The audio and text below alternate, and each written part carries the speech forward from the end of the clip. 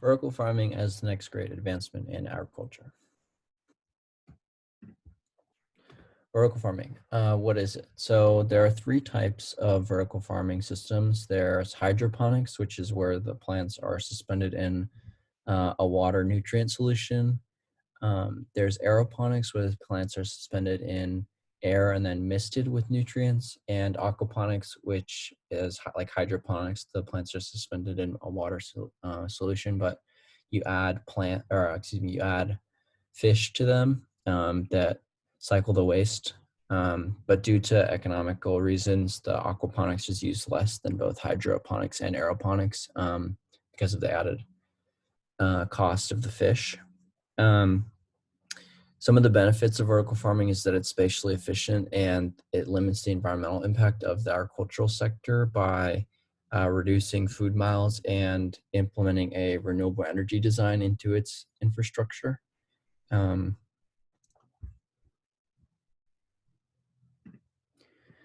Some problems with traditional agriculture are soil degradation, water pollution, and air pollution.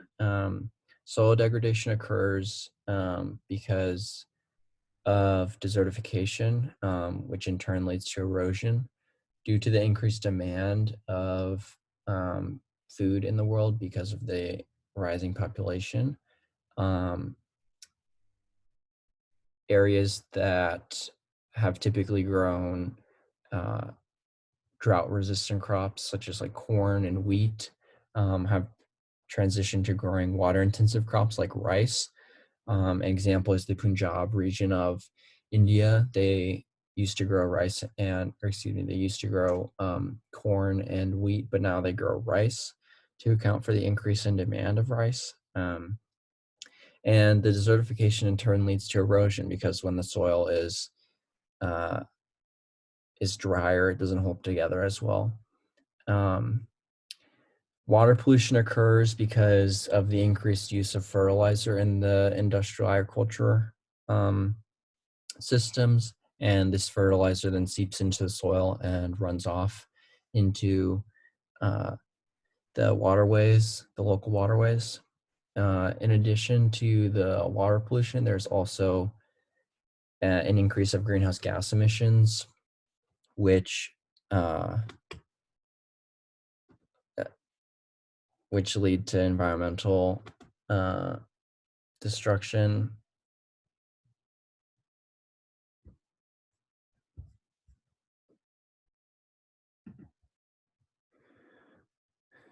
Vertical farming is more spatially efficient than traditional agriculture because of its inherent design. Like the graphic on the screen depicts, you can grow multiple layers of plants on top of one plot of land. And Dixon Despomeray, emeritus professor of parasitology and environmental studies at the University of Columbia, who also coined the term vertical farming, made some preliminary measurements and came to the conclusion that each city block could produce, one city block farm in New York City could produce 2,400 acres of food every year. And in addition to the spatial efficiency, it could revamp some urban spaces such as worn down warehouses in industrial areas in urban cities, and turn those into vertical farms. Additionally, the USDA estimates that the typical farm is 444 acres, and that a quarter of the cropland is not harvested because nothing is planted on the cropland. Further illustrating the spatial inefficiencies of traditional agriculture and proving the spatial superiority of vertical farming. In addition to the spatial benefits, there's environmental benefits in the transition from industrial agriculture to vertical farming. Because the vertical farms are built in warehouse settings. They can implement renewable energy design, such as LEED certification, or um, using solar panels on the roofs to power the farms. They can also, Des Palmer also notes that um, cities could upcycle the water runoff and purify it to then use that as the water source for the vertical farms, and then in turn the vertical farms could use this as leverage to get funding from the cities to cover the startup costs of the farm. And there's also a reduction of food miles. Food miles is this concept where it's basically tracks how long the distance is between that the food travels from farm to table. And by creating the farm in the city and then having the food shipped to the grocery stores in the city, you reduce the number of food miles significantly. The USDA estimates that for an average um, produce, it travels 1,500 miles from the farm to table. Um, in addition, the vertical farms could help eliminate food deserts, which are um, basically areas where people don't have access to grocery stores. Um, Many impoverished people live in areas that are further than 1 mile from the grocery store.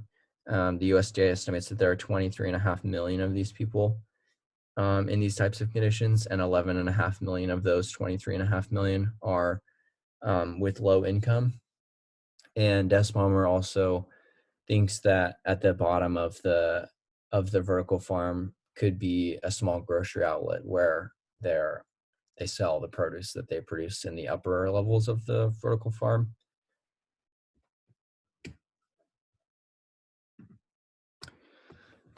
So vertical farming does have some limitations, and it does not eliminate the need for traditional farms due to the um, economical restrictions of vertical farming. Um, they do have a limited variety of crops that they can grow. Typically, they have to have a small growing habit, be prolific producers, and sold rapidly. So leafy greens like lettuce, spinach, plants like this. And then there's also the opportunity for job loss of the middle class if a significant portion of the production output of industrial agriculture becomes vertical farms. Then there could be job loss for the middle class or working class um, of countries, because the vertical farms, the jobs produced by vertical farms will largely be technical. There Because there will be an elimination of um, low skilled manual labor jobs, and many of the jobs will become more specialized.